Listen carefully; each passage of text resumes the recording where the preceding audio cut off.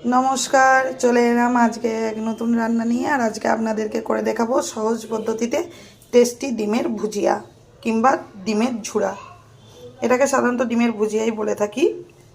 তো সেটার জন্য আমার লাগবে পেঁয়াজ কুচি, টমেটো কুচি, ধনেপাতা কুচি, কাঁচা লঙ্কা কুচি, ঝালটা আপনাদের পরিমাণ মতো, আর দুটো ডিম। আমি দুটো ডিমের ভুজিয়া করে আজকে দেখাবো।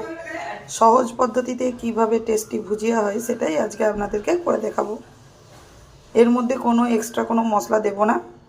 চলুন এবার রান্নাটা করা যাক। ডিমের ভুজিয়াটা আমি সরষের তেলের মধ্যেই করে দেখাবো। কড়াতে তেল দিয়ে দিয়েছি, দেখুন তেল গরম হয়ে গিয়েছে। আর তেলের মধ্যে দিয়ে দেব পেঁয়াজ কুচি।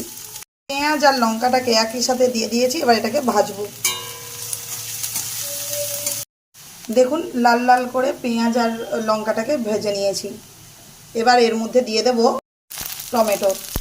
টমেটোটাকে দিয়ে এবার ভালো করে পেঁয়াজ লঙ্কার সাথে আবারও এটাকে একটু ভেজে নেব। দিয়ে দেব এর মধ্যে, এই সময় দিয়ে দেব এর মধ্যে নুন, পরিমাণ মতো নুন দিয়ে দিয়েছি। নুন দেওয়ার কারণ হচ্ছে সহজে তাড়াতাড়ি টমেটোটা গলে যাবে। টমেটোটাকে একটু খুন্তি দিয়ে ঘেঁটে দেব। যখন এটা নুন দিয়ে দিয়েছি, এটা হালকা একটু নরম হয়ে যাবে। নরম হয়ে গেলে খুন্তি দিয়ে একটু ঘেঁটে দেবো। খুব ভালো করে ঘাঁটবো না, হালকা হাতেই এটাকে ঘেঁটে দেবো একটু খুন্তি দিয়ে।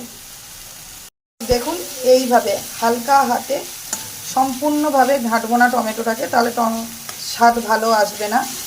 দেখুন এইভাবে হালকাভাবে টমেটোগুলোকে একটু খুন্তির সাহায্যে ঘেঁটে দেবো।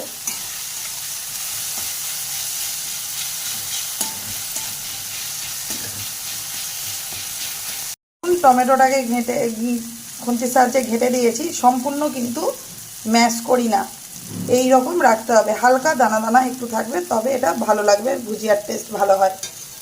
এবার এর মধ্যে দিয়ে দেব ধনেপাতা কুচি।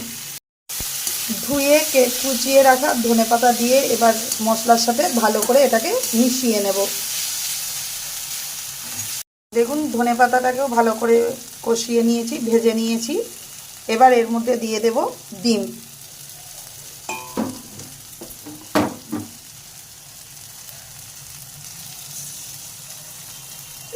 আমি দুটো ডিমের করছি। ডিমটাকে দিয়ে এবার এটার সাথে ভালো করে মিশিয়ে নেব। ডিম দিয়ে দিয়েছি। এবার দেখুন ভালো করে এটাকে মশলার সাথে মিশিয়ে নিতে হবে।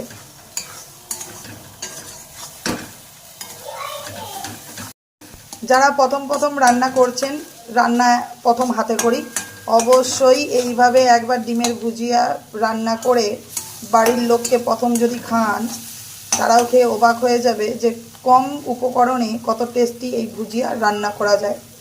সেটাই আজকে আপনাদেরকে করে দেখালাম। যারা প্রথম রান্না করছেন অবশ্যই এটা এইভাবে ডিম রান্না করে দেখতে পারেন। আশা করি সকলেরই ভালো লাগবে।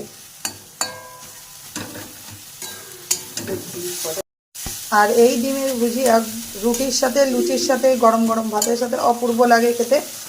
অবশ্যই এটা বারবার বলছি, যারা প্রথম রান্না করছেন, রান্না করতে জানেন না, ডিম ভাজছেন, অবশ্যই একবার এইভাবে খুব কম সময়ে আর ঘরোয়া উপকরণ দিয়েই আপনাদেরকে টেস্টি ভুজিয়া করে দেখালাম। যদি আপনাদের ভালো লেগে থাকে অবশ্যই বাড়িতে ট্রাই করবেন। কমেন্ট করতে ভুলবেন না, আর সাবস্ক্রাইব করতেও ভুলবেন না।